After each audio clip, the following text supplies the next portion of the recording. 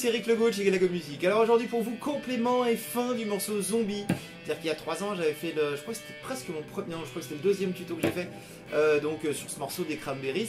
À l'époque, je ne disais pas la discographie, mais c'est sorti en 1994, le titre Zombie, sur l'album No Need to Argue. Vous voyez là, super connu et tout. Donc ouais, il y a 3 ans, j'avais commencé à vous montrer la partie d'accompagnement. Et aujourd'hui, je vous montre la partie de solo, parce que bizarrement, sur le net, c'est vachement compliqué de trouver une partie de jeu solo qui soit propre. Donc j'ai essayé de repiquer au plus proche possible de ce que l'on entend sur le morceau. Voilà, donc je me propose de me rapprocher afin de vous montrer un petit peu comment ça se passe. Donc voilà pour les réglages de l'ampli, je suis sur toujours mon Marshall, mon beau Marshall MG50DFX. Je suis sur le canal Overdrive, voilà, vous constatez le gain, j'ai pas mis complètement à fond. Pas mal de basses, histoire d'avoir un truc un peu touffu, comme ça, une sonorité très large. De toute façon, je pense qu'il doit y avoir une pédale d'effet supplémentaire, une disto ou quoi. Mais moi, je suis direct dans l'ampli, voilà. Alors, l'ensemble du solo va se situer sur la corde de Si et la corde de petit Mi. Au départ, on n'est que sur petit Mi et à la 7e case, et ça va donner ça. On gratte une fois, on slide de 7 en 8. Donc, je slide, c'est quand je ne regratte pas avec le médiator. Je profite de la vibration de la corde pour faire sortir la note d'après, en conservant bien le poids du doigt, mais sans non plus forcer comme un bourrin. Hein. Sur l'électrique, en plus, c'est pas nécessaire. Dès que vous êtes en 8, on va aller attaquer en 5 avec l'index. Deuxième effet de jeu, on va faire un hammer-on, c'est-à-dire sans regratter pareil. Une fois que j'ai gratté le 5, je vais faire un petit marteau, hammer-on, un marteau au-dessus, en ce qui concerne ici la 7e case. Donc du coup, 7, 8, 5, 7. Ok, 2 coups de médiator pour 4 notes entendues. 3, 4. Après, on refait cette mesure-là et on rajoute quelques petites choses à la fin. On reste en 7 et on regratte 3 fois après le hammer-on. Troisième mesure, c'est pareil. Exactement la même chose que la mesure 2. Quatrième mesure, on refait encore. Et après cette note-là, on va se placer sur la 7e case de la corde de Si et on commencera à gratter 2 cordes par 2 cordes. Voilà, alors je vous refais depuis le début. 3, 4. 1, 2, 3, 4. 1, 2 et 3, 4. 1, 2 et 3 et 4. Quatrième mesure. 1, 2, 3 et 4. Voilà. Voilà, si vous êtes habile, vous pouvez également essayer d'attaquer le 7-7 directement avec l'index. Donc vous sortez du... Oui, ça peut être une technique sympa. Je slide... non, oui, éventuellement. Vous pouvez reslider en 7 et après écraser. Voilà, ça n'a pas trop d'importance ici le doigté du moment que voilà, vous avez bien les effets de jeu et surtout que vous êtes calé rythmiquement. Ok, on passe à la deuxième. Et vous pouvez donc télécharger la partoche sur galagomusic.com. Juste en dessous du cadre vidéo, il y a un petit lien qui dit télécharger la partition, soit en format Guitar Pro 6, soit en PDF. Voilà, donc là je suis sur la deuxième ligne de cette partoche. Donc on attaque avec les doubles cordes. On appelle les doubles stops. Je sais pas pourquoi stop d'ailleurs, j'ai jamais su. Les doubles notes en guitare, on appelle ça des doubles stops. Donc on est là. Donc en fait, c'est comme si on reformulait le truc qu'on avait au début, avec 2 sons à la fois et quelques petites fioritures en plus. Donc deuxième ligne. Voilà, alors c'est le seul truc qui est peut-être un peu embêtant au départ, c'est ces 4 doubles là qu'on a à la fin de la mesure. Donc mesure 5 pour être exact. Donc je slide de 7 à 8, 8, donc je ne regrette pas. Après index en 5. Et là, on referait un hammer-on avec l'annulaire pour attaquer 7-7. Si le hammer-on vous embête, vous y allez en slide, en 7-7, ça marchera aussi bien. J'ai essayé vraiment de coller au plus. J'espère d'ailleurs que je ne me suis pas planté sur cette histoire de hammer-on, mais je ne crois pas. Mesure 5. 2. Alors, les doubles croches, je les fais comme ça parce que je fais moins d'efforts. Vous pourriez le faire éventuellement. 1, 2, 3, 4. Mais je trouve que c'est moins régulier. Donc pour bien que ça marche, que ce soit en tapant vers le bas ou en faisant 2 allers-retours, c'est que l'annulaire ici va toucher la corde de sol. Vraiment, c'est le mini impératif de ce plan-là, parce que vous le fassiez vers le bas ou en aller-retour, vous risquez très souvent d'accrocher la corde de sol et faire un son comme ça. Ça, on veut pas. Donc du coup, vous l'approchez bien et après, vous aurez juste besoin de vous déplacer toujours en gardant ce contact-là. Donc mesure 5 et j'enchaîne. Deuxième mesure, pareil. Enfin, sixième mesure. Septième mesure. 3. Ce coup-ci, ça dure plus longtemps. Toute la deuxième ligne.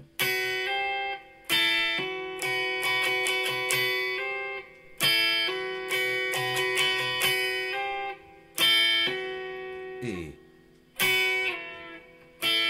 ça, c'est la mesure 8. Vous étiez en 7-7, on terminait en hammer-on. À part si vous avez choisi l'option d'y aller en slide, dans ce cas-là, vous êtes déjà en place pour faire la descente de 7 à 5, qui est donc la mesure 8. Donc, mesure 7 et 8. 3, 4. Ensuite, 7. Et on va slider en 10. Alors, il faut faire gaffe, il faut juste bien tomber au bon endroit. Donc, mesure 8. 7.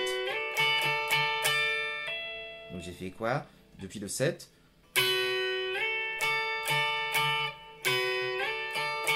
Plutôt comme ça. Il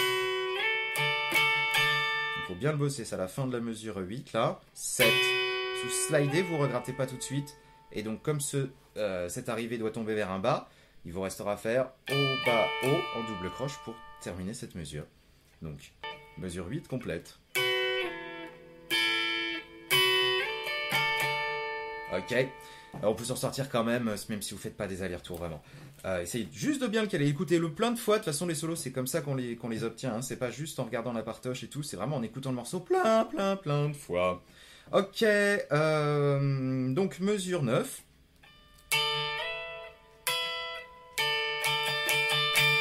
Mesure 10. Ok, mesure 9 et mesure 10, c'est la même chose. Slide de 10 à 12. Re-12. Re-10. 1, 2, 3, 4. Mesure 10, pareil. Mesure 11. Alors là, c'est pareil, on gratte une fois en 10-10. Et on slide en 7. Et on regratte 7. Et la mesure... la mesure 12. Ok. Et la fin de la mesure 12. Ok, je vous fais toute la troisième ligne, donc de la mesure 9 à la mesure 12. Alors vous constaterez qu'il y a beaucoup d'index, hein, donc ça va chauffer un peu le doigt. Vous pouvez jouer ce morceau également sur acoustique, hein, ça marche. Bon, la tenue est moindre, hein, évidemment, mais ça peut fonctionner également. Mesure 9, 3, 4.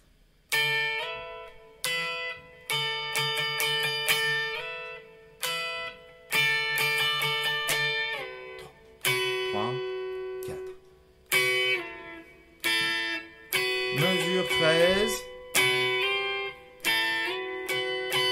14, 15, 3, 4, 1, 2, 3, 4. Et fin. Mesure 16, on est là, 7, 7, 7. Slide en 5, 5. Alors, rythmiquement, 1 et 2 et 3 et 4 et à la fin je regrette uniquement si est mis à vide comme ça. Oui, vous pouvez mettre un peu plus de gain, hein, ce que j'ai montré, parce que là c'est pas ultra saturé. Voilà. Ok, je vous le fais une fois de loin et puis après je vous fais un mini playback pour que vous puissiez le jouer par dessus. Alors récap de l'ensemble, pas trop vite. Je vais vous le faire avec un métronome. Ça tombe bien, il est là. J'ai cru que j'allais devoir couper la scène, mais non, pas du tout. Vous vous mettez à 87 à la noire. Et puis voilà, c'est tout. Ok, donc ça tourne et je joue par-dessus. Voilà, avec les bagnoles qui passent, les travaux, ça cogne dans tous les sens. Faut être bien concentré ici, hein, pour enregistrer quoi que ce soit. Ok, let's go. 3, 4. 3, 4. 1, 2.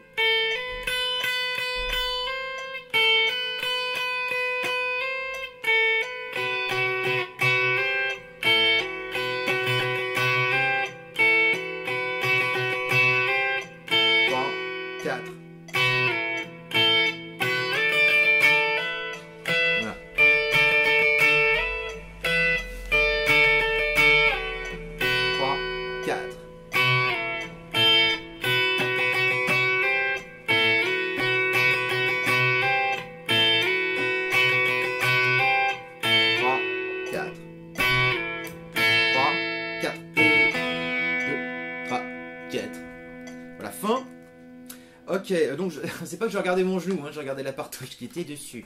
Voilà, bon bah je vous fais donc un petit accompagnement. Et puis vous pouvez vous entraîner à jouer par-dessus. Alors pareil, je vais mettre au métronome un tout petit peu moins vite, comme ça ce sera vraiment étape de travail. Je le mets à 77, disons. Ouais, c'est pas mal ça, c'est 10 de moins. Ok, donc sur les 4 premières mesures dans l'accompagnement, au lieu d'avoir... Pardon, tais-toi. Au lieu d'avoir toute la grille, c'est-à-dire le mi, le do, le sol et le ré basse fa dièse, on a uniquement mi, 2, 3, 4, 2, 3, 4. Et on refait mi, 2, 3, 4 et do, 2, 3, 4. Et puis après on rentre en mode bourrin avec 8 coups par mesure, 8 grades vers le bas dans chaque mesure, avec la grille mi, ça donnerait ça. 3, 4, 5, 6, 7, 8, 3, 4, 5, 6, 7, 8, 7, 8. Donc je vous invite à aller consulter le cours, hein, de façon numéro 1 sujet. Bon, je devais être un peu moins efficace qu'à présent, parce qu'il y a moins de pratique évidemment. Mais bref, ça devrait quand même vous convenir, je pense. 77, 3, 4.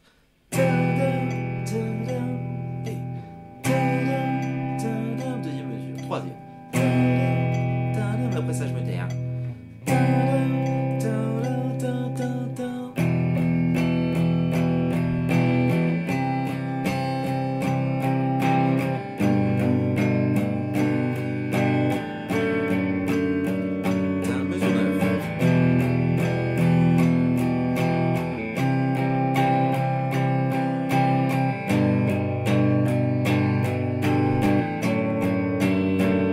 Mesure 13.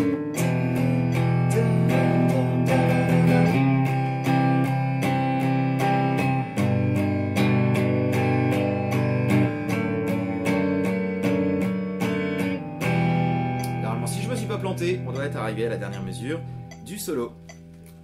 Voilà. Bah écoutez, voilà, c'est tout, c'est tout pour aujourd'hui. Comme j'ai pas trop le temps, en ce moment ma vie est vachement chargée dans tous les sens et tout, j'essaie de faire des trucs petits.